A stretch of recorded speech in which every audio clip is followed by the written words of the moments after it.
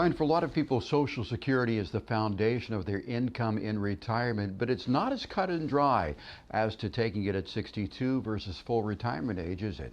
No, it's not. There's a lot of things that go into the decision as to what would be best for any individual. It depends on whether you're working or not. It depends on whether you're married or not.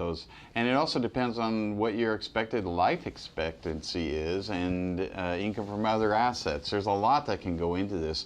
So, for instance, let's say that you were working. You're not probably going to want to take it before full retirement age. Full retirement age for a lot of people is age 67. The reason for that is if you make more than about $18,000 a year, you got to start giving it back. And even if you give it back, you're not going to get any raises anymore. So keep your raises. Don't give it back if you're still working. Don't take Social Security until you retire or full retirement age, again, age 67. You're never going to want to start it after age 70 because that's the latest. You don't get any more raises by waiting till after that. So age 70 is the latest you would ever take it. For married people, we'll talk about some of the reasons why we might want to wait in the case of that. But the raises that I'm talking about from age 62 to full retirement age is a 6.5% increase for life if you wait an extra year, and it's 8% between full retirement age and age 70. Brian, a lot of people take it at 62, but I've seen these ads that say you're leaving a lot of money on the table, hundreds of thousands of dollars. Is that true? It can be true. And let's say that you are long-lived, because the break-even point is about age 79 for most people we run this for. So let's just talk about a single person, if they didn't have a spouse to consider here.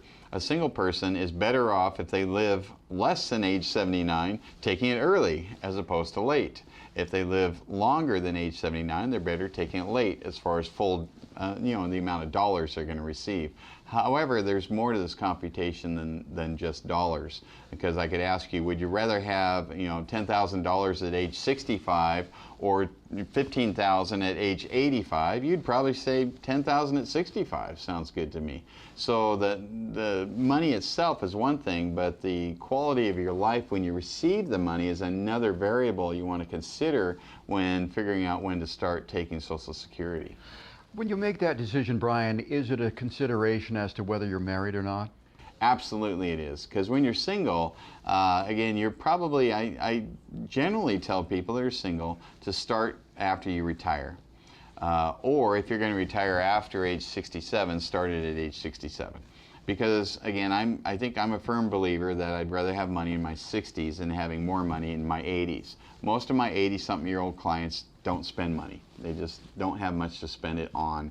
So it's not a big deal to them. It's a lot bigger deal to be able to take trips with your money in your 60s rather than just having extra money in your 80s. So that's one consideration there.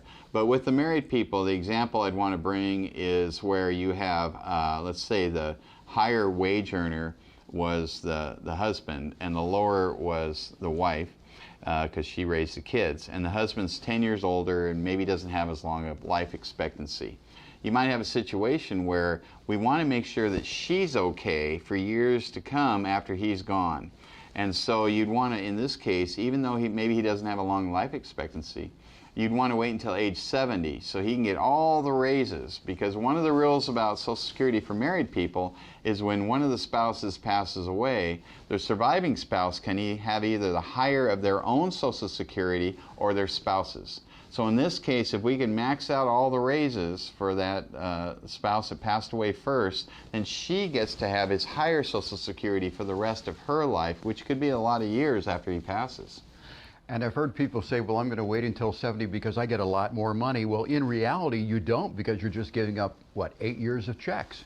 Well, you are giving up 8 years of checks, and if you live to be past age 79, you will have more money, but I'm not sure, and then some people say, well, I want to wait till age 70, but what am I going to eat until then? Right. Well, there's a situation where your financial plan says you need to take it earlier. So again, your other assets, your life expectancy, married, not married, are you working, not working? There's a lot of different attributes we consider when deciding when to start Social Security.